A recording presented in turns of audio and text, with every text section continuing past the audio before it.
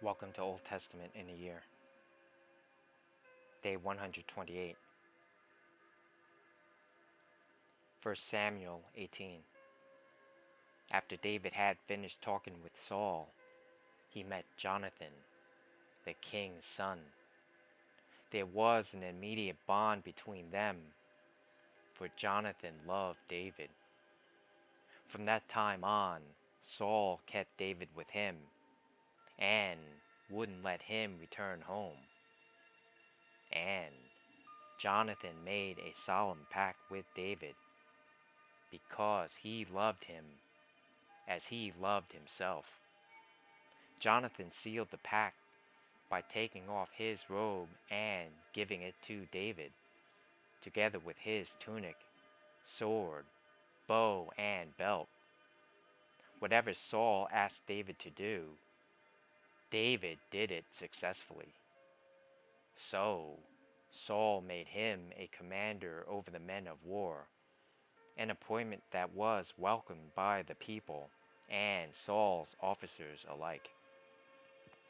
When the victorious Israelite army was returning home after David had killed the Philistine, women from all the towns of Israel came out to meet King Saul.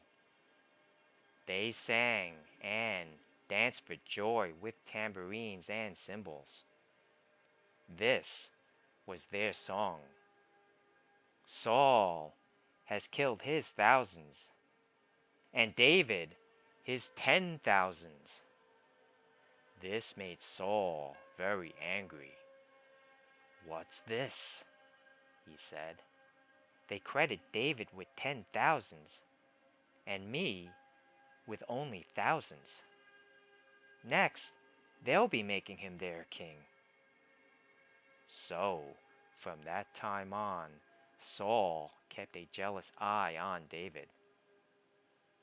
The very next day, a tormenting spirit from God overwhelmed Saul, and he began to rave in his house like a madman. David was playing the harp, as he did each day. But Saul had a spear in his hand, and he suddenly hurled it at David, intending to pin him to the wall. But David escaped him twice.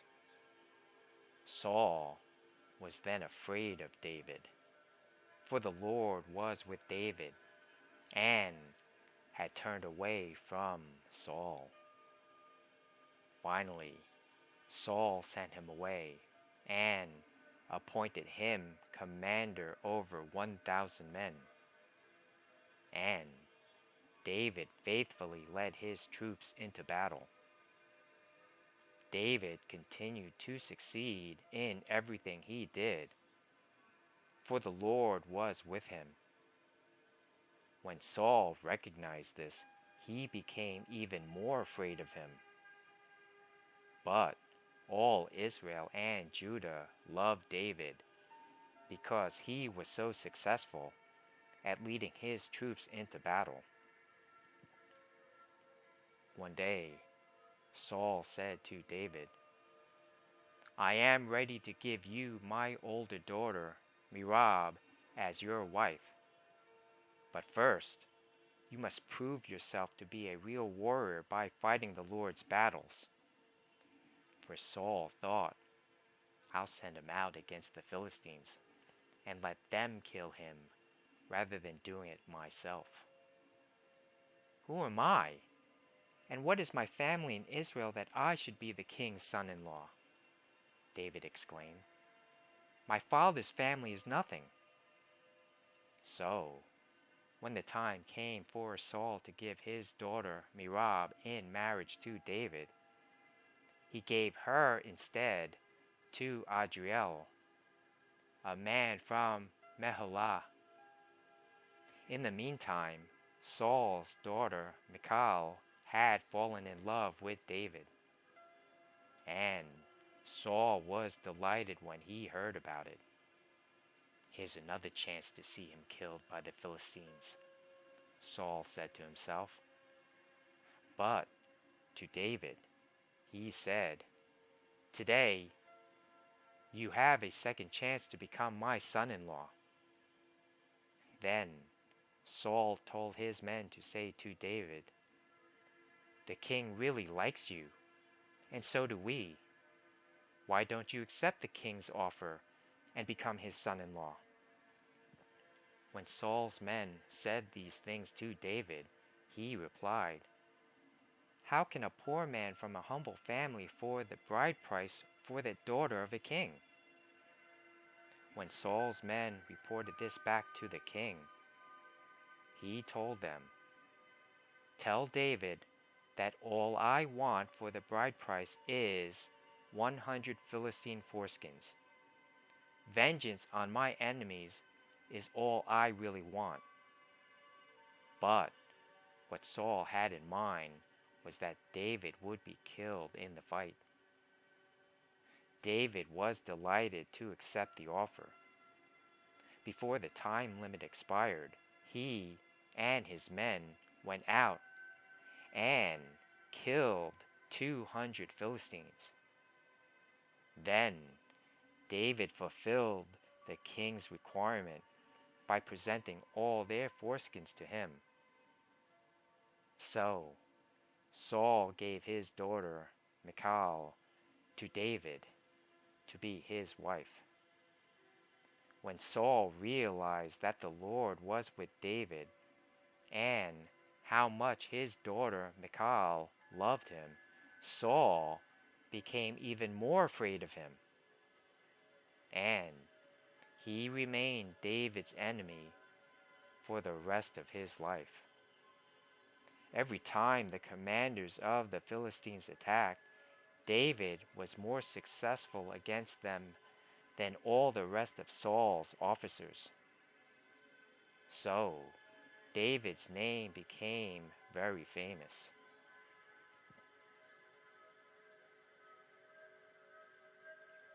1 Samuel 19. Saul now urged his servants and his son Jonathan to assassinate David. But Jonathan, because of his strong affection for David, told him what his father was planning. "Tomorrow morning," he warned him, "you must find a hiding place out in the fields. I'll ask my father to go out there with me, and I'll talk to him about you. Then I'll tell you everything I can find out." The next morning, Jonathan spoke with his father about David, saying many good things about him. "The king must not sin against his servant David," Jonathan said. "He's never done anything to harm you. He has always helped you in any way he could. Have you forgotten about the time he risked his life to kill the Philistine giant, and how the Lord brought a great victory to all Israel as a result?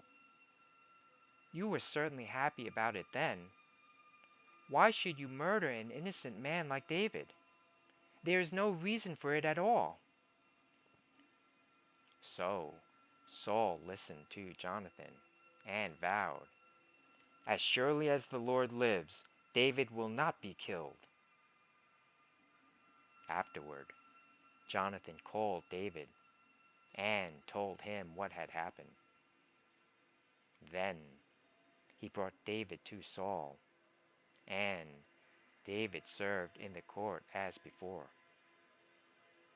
War broke out again after that, and David led his troops against the Philistines. He attacked them with such fury that they all ran away. But one day, when Saul was sitting at home, with spear in hand, the tormenting spirit from the Lord suddenly came upon him again.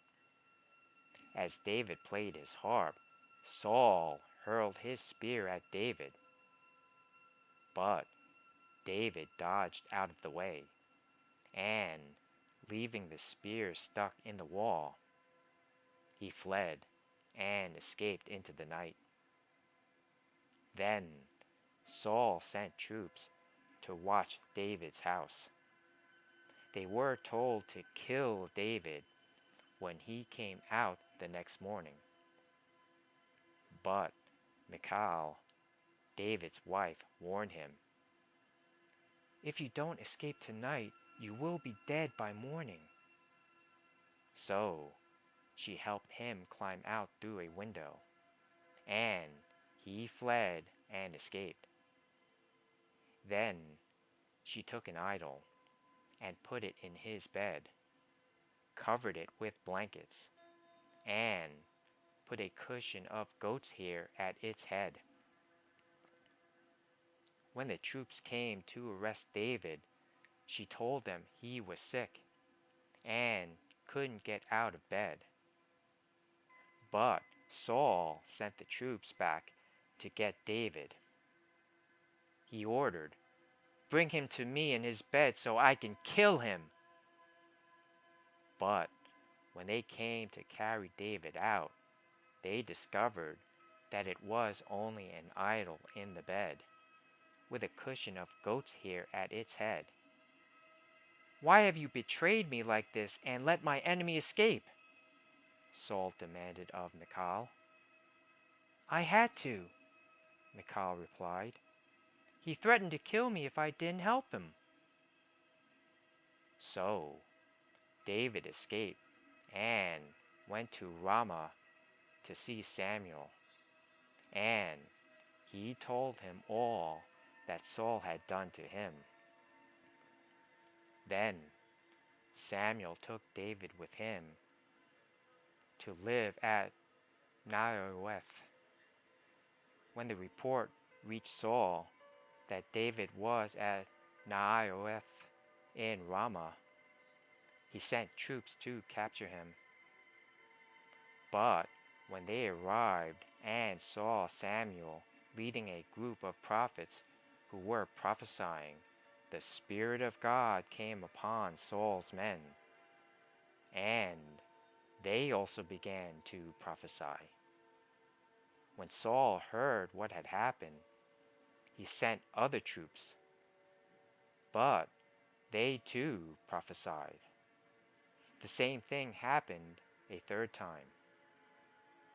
Finally, Saul himself went to Ramah and arrived at the great well in Seku. "Where are Samuel and David?" he demanded. "They are at Naioth in Ramah," someone told him. But on the way to Naioth in Ramah, the Spirit of God came even upon Saul, and he too began to prophesy all the way to Naioth. He tore off his clothes and lay naked on the ground all day and all night, prophesying in the presence of Samuel. The people who were watching exclaimed, "What? Is even Saul a prophet?"